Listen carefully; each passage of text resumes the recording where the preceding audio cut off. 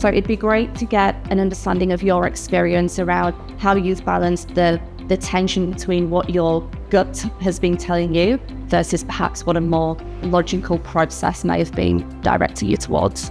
Given that Will and I both come from football playing backgrounds, you develop a bias straight away from how you played and who you played against and what type of players you probably respected. Once you get into recruiting, that starts to flow through to your recruiting as well early days. The longer you're in it, you realise that there's different traits for different roles on the field, definitely, that we need to scout for. That probably unconscious bias when you come from playing into recruiting is certainly there, and over the years we've had to adapt, and working with Clinton, that's just made it even more evident for us. You're weighing up lots of different elements of this person. Some of those things are on field and off field. I guess what are the key things that you're really looking at to evaluate not the now player but the future player?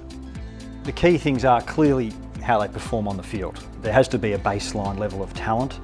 Other things that come into it, we do extensive psych reports. Sometimes the psych will turn around and say, this guy is a no-go, a red flag.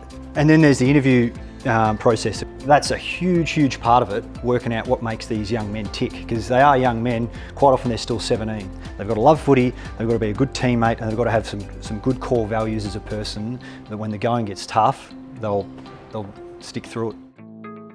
In the sessions, one of the things we talked a fair bit about was culture fit versus culture contribution. And if you think about it, it's easy to look at those that resemble success in the past.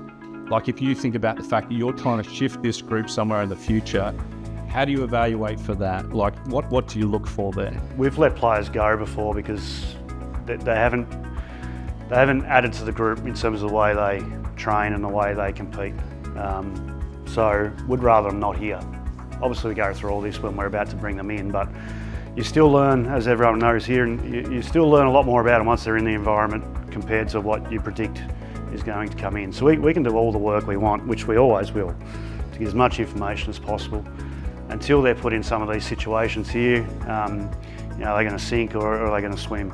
And if they're not doing everything right on the field and off the field, then these 18-year-olds are going to start to gravitate towards these guys. And we've made the tough call, as recently as a couple of years ago, to move players on and get better cultural fits. We recruited the finance manager role last year. We went through the whole unconscious bias process for the recruitment. Brady, it's keen to ask yourself in terms of when it comes to bias and trying to remove bias from processes. In your opinion, what would you feel is the most common bias? There's potentially a bias there that how they've probably been educated, backgrounds, no doubt. Everyone comes from a completely different background.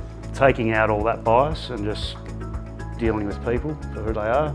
We deal with a lot of diversification with the players we interview. Also the bias around, we watch these guys play football before we've ever met them. So we sometimes cook up a story as to what they're going to be like to our benefit because we like them as players, whereas you meet them and you go, geez, there's some issues there which you may choose to gloss over because you like them as a player, and that's something that, with Clinton's work we've been able to remove a little bit.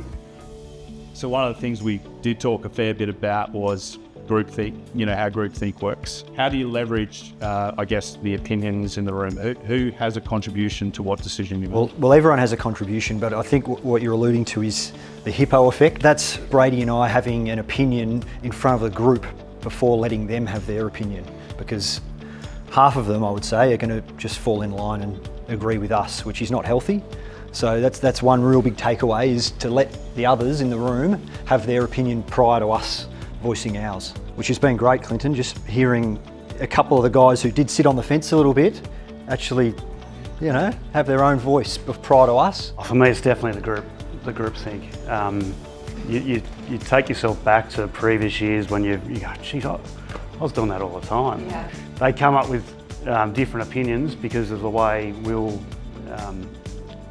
interviews and the way how he reviews it. So that's been a big thing for our team. Why don't organisations have more structure in their hiring processes? It's because it doesn't feel comfortable.